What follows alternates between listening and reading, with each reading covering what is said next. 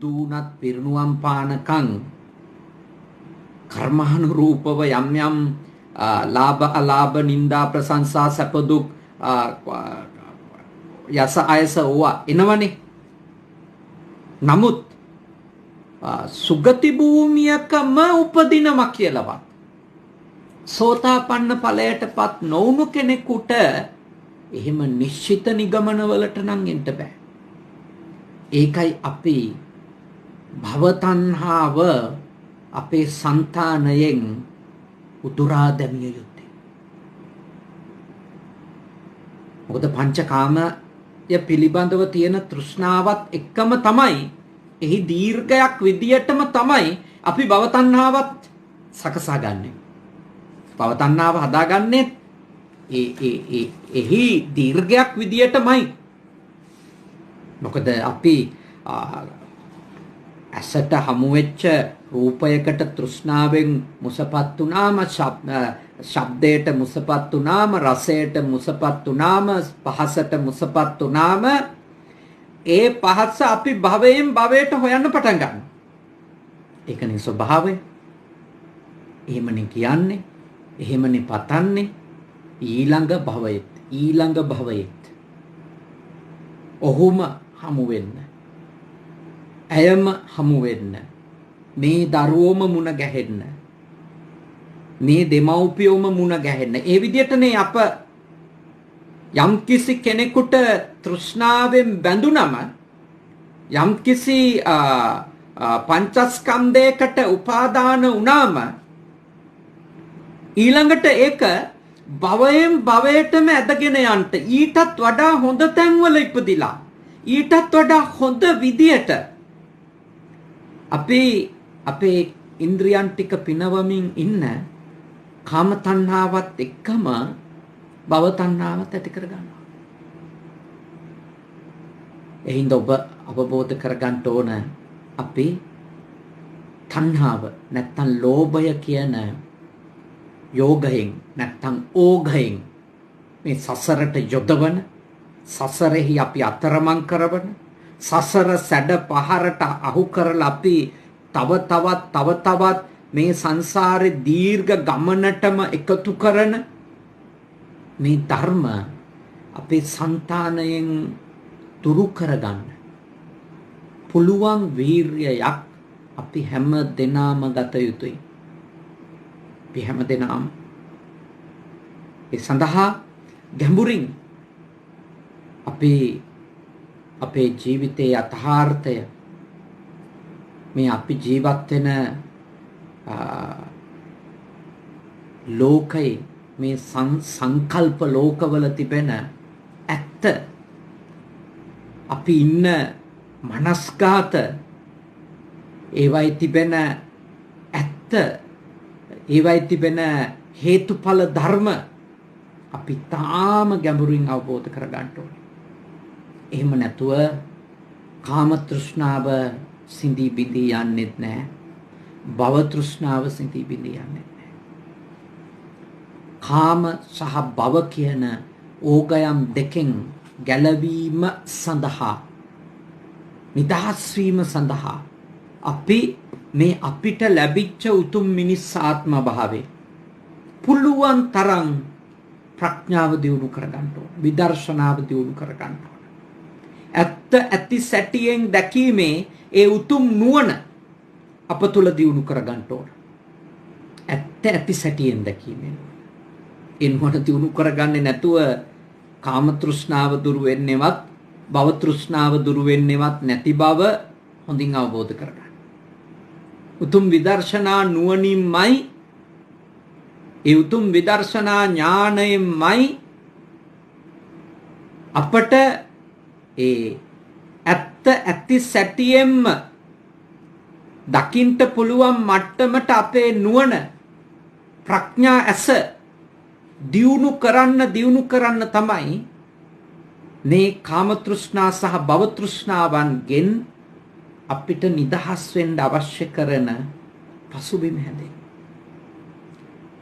ඒකට යථාර්ථය අවබෝධ වෙන්න ඕන. ඇත්ත ඇති සැටියෙන්ම අපට ඇහැ ගැන, රූපේ ගැනත් අවබෝධ වෙන්න ඕන. කන ගැනත් ශබ්ද ගැනත් අවබෝධ වෙන්න ඕන.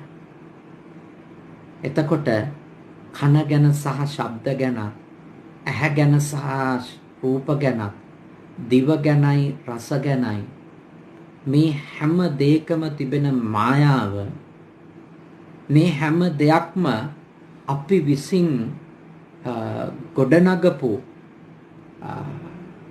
චේතනාවන්, සංකල්ප, සංස්කාර බව ගැඹුරින් අපි අපගේ නුවණට හසු කරන ප්‍රමාණයට තමයි අපි ඒවා සම්බන්ධව තිබෙන වියරු තෘෂ්ණාවෙන් මේ ආත්ම විතරක් නෙමෙයි භව ගණන් ඉස්සරහට අත්පත් කරගන්නට තිබෙන අපේ වියරු තෘෂ්ණාවෙන් නිදහස් වෙන්න අපිට පුළුවන්කම ලැබෙනවා. එතෙන්ට අපේ හිත යන්න දෙන්නේ, අපේ හිත කැමති මතු පිට ලෝකේ ඉන්න මේ සම්මුති ලෝකේ ඉන්න. ඒකට තමයි අපේ හිත කැමති ඇත්තටම. නමුත් අපි පංචකාමයේ නිසා විඳපු සැපයට වඩා මේ වෙනකම් විඳපු දුක කොච්චර වැඩිද? ඇහැ නිසා, කන නිසා, දිව නිසා, නහය නිසා,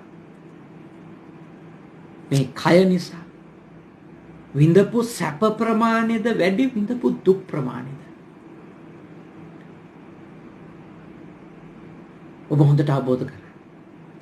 එතකොට එහි මුසපත් වෙවි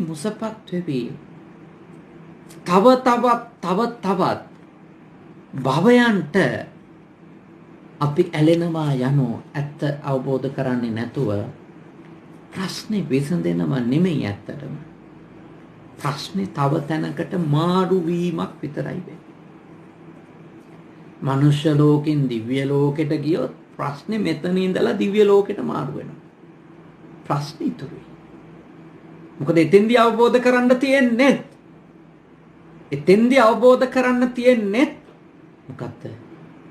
අනිත්‍යතාවයමයි, දුකමයි, අනාත්ම බවමයි. මේ ඔක්කොම පටිච්ච සමුප්පන්න ධර්මතාවන් මිසක යථාර්ථයක් ලෙස, නිට්ටය ලෙස, සාරයක් ලෙස ගණ්ඩ කිසිම දෙයක් නැහැ කියන එක තමයි දිව්‍ය ලෝකෙ ගියත් තේරුම් ගන්න තියෙන්නේ. බ්‍රහ්ම ලෝකෙ ගියත් තේරුම් ගන්න තියෙන්නේ. ගෞතම බුදුහාමුදුරුවන්ගේ ධර්මයෙන් තේරුම් ගන්න තියෙන්නේ. අනාගතයේ මෛත්‍රී බුදුරජාණන් වහන්සේ පහළ වෙන කම්ම භව ගමන ගියත් මෛත්‍රී බුදුහාමුදුරුවෝ ගාවදී තේරුම් ගන්න තින්නේ තොච්චරයි. එය අවබෝධ කරගන්නේ නැති තාක්කල් ඔබත් මමත් මේ සසරේ අනවරාග්‍ර සසරේ අඬමින්, වැළපෙමින්, විඳවමින්, ඌල්ලමින්, ආතතියෙන්, විෂාදයෙන් මේ සියල්ලෙන්ම පීඩා විඳිමින් අපි මේ සංසාර ගමනේ සංචාරය කරයි. ඒ නිසා භාග්‍යවතුන් වහන්සේ දේශනා කළේ ඕඝතරණය. එනම් මේ සැඩපහරට එරෙහිව පීනන්න. සැඩපහරට අහු නොවුණු කෙනෙක් වෙන්න. ඕගයන්හි යෝගයන්හි හසු නොවුණු කෙනෙක් වෙන්න. කොහොමද මේවට හසු වෙන්නේ? උග්‍ර ලෙස මේවයින් මිදෙන්න දැඟලුවත් මේ සැඩපහරටම හසු වෙනවා. අවශ්‍ය කරන වීර්ය උත්සාහය යෙදෙව්වේ නැතත් මේ සැඩපහරට හසු වෙනවා. ඒකනේ භාග්‍යවතුන් වහන්සේ දේශනා කරන්නේ අර ගඟකින් සැඩපහරකින් එතර වෙනව නම් එයා ඒ අවශ්‍ය ප්‍රමාණයට අතපය සොලවන්න ඕනේ. හැබැයි පොඩ්ඩක්වත් අතපය හොල්ලන්නේ නැතුව හිටියොත් සැඩපහරේ ගොදුරක් වෙනවා. කියන්නේ අවශ්‍ය ටික ප්‍රගුණ කළේ නැතොත්. දකින්න ඕන දේ නුවණින් දැක්කේ නැතොත්. දකින්න ඕන දේ නුවණින් දැක්කේ නැතොත්. ප්‍රත්‍යක්ෂ කරගන්න ඕන දේ ප්‍රත්‍යක්ෂ කරගත්තේ නැතොත්. සත්වය කොච්චර වීර්ය කළත් කොච්චර උත්සාහ කළත් ධ්‍යාන සමාපatti මොන දේවල් ලැබුවත් ඕගයෙන් නිදහස් වෙන්නේ නැහැ. ඒ උතුම් විදර්ශනා නුවණ දියුණු වෙලා ඒ කාම තණ්හා භව තණ්හා වලින් අපි නිදහස් නුනොත් ඕගයෙන් නිදහස් වුණේ නැතොත් අපි ඉතින් සංසාරෙටම තමයි එකතු වෙන්නේ. කොච්චර හොඳට සිල් රැකගෙන භාවනා කරගෙන ධ්‍යාන ලබාගෙන එහෙම හිටියයි කියලා විසඳෙන්නේ නැහැ. හැබැයි ඉතින් කෙනෙකුට කියන්න පුළුවන් සාධාරණ තර්කයක් ලෙස දිව්‍ය ලෝකේ සම්‍යක් දෘෂ්ටික දෙවිවරු අතර ඉපදුනොත් අපිට එතනදිත් ධර්මය අවබෝධ කරගෙන විමුක්තිය ලබන්න පුළුවන් නේද? ඔව්, ඉඩක් තියෙනවා. අවකාශයන් තියෙනවා. බඹතලවල ඉපදුනත් සද්ධර්මය ඇහෙනවා නම් ඒ තැන්වල එහෙම ඇයි අපිට විමුක්තියක් ලබන්න බැරිද? පුළුවන්. ඒ කවුද සාතික දෙන්නේ? ලැබිච්ච මේ මොහොත ගැන මිසක සහතික දෙන්න පුළුවන් ඊළඟ මොහොත ගැන. මේ මොහොත ගැන මිසක ඊළඟ මොහොතක් ගැන කාටවත් කියන්න පුළුවන්ද? කාටද එහෙම ලියලා දෙන්න පුළුවන් ඔයා ඊළඟ මොහොතේ හිටියොත් ඔයා ඊළඟ මොහොතේ සකසා ගන්න භවයේ ඔයාගේ ප්‍රශ්න විසඳෙනවා කියලා? ඒ හින්දා ඔබ තථාගත ගෞතම බුදුරජාණන් වහන්සේගේ ශ්‍රාවකයෙක් විදියට ඒ උතුම් බුදුරජාණන් වහන්සේ සරණ ගියපු උන්වහන්සේගේ උතුම් ශ්‍රී සද්ධර්මයේ සරණ ගියපු උන්වහන්සේගේ උතුම් ශ්‍රී සද්ධර්මයේ අනුගමනය කරලා ඒ උතුම් මගඵල නිවන් අවබෝධ කරපු ඒ උතුම් ආර්යයන් වහන්සේලා සරණ ගියපු උතුම් ශ්‍රාවකයෙක් විදියට වීර්ය කළ යුත්තේ මේ භවයේදීම මේ ලැබපු උතුම් මනුෂ්‍ය ආත්මය තුලදීම දුකින් නිදහස් වෙන්න. දුකින් නිදහස් වෙන්න. මේ සැඩ පහරට එරෙහිව ගමන් කරන්න.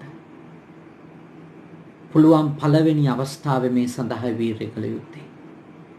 කල් දැමීම වෙනුවට. අපමාදේන සම්පාදේත නොපමාවම මොකද රටවල් මාරු කරාට, තැන් මාරු කරාට, ගෙවල් මාරු කරාට, රූප මාරු කරාට, ශබ්ද මාරු කරාට, රස මාරු කරාට, ස්පර්ශ මාරු කරාට ප්‍රශ්න විසඳෙන්නේ නැහැ. දැන් දිව්‍ය ලෝකයේදී අපිට වඩා බොහෝම සූක්ෂම තාම සියුම් ශරීරනේ පංචස්කන්ධ විදියට තියෙනවා කියන්නේ අපිට වඩා සියුම් සූක්ෂම ශරීර පංචස්කන්ධ විදියට. හැබැයි පංචස්කන්ධේ මාරු වුණාට අනිත්‍ය වෙනස් වෙනවද? දුක්ඛ වෙනස් වෙනවටනේ. වෙනස් වෙනවද? අනාත්ම ඒක වෙනස් වෙනවද? ඒක ආත්ම වෙනවද දිව්‍ය ලෝකෙට ගියාම? බ්‍රහ්ම ලෝකෙකට ගියාම? නැහැ. ඊරියෙක් වෙන්න පුළුවන්.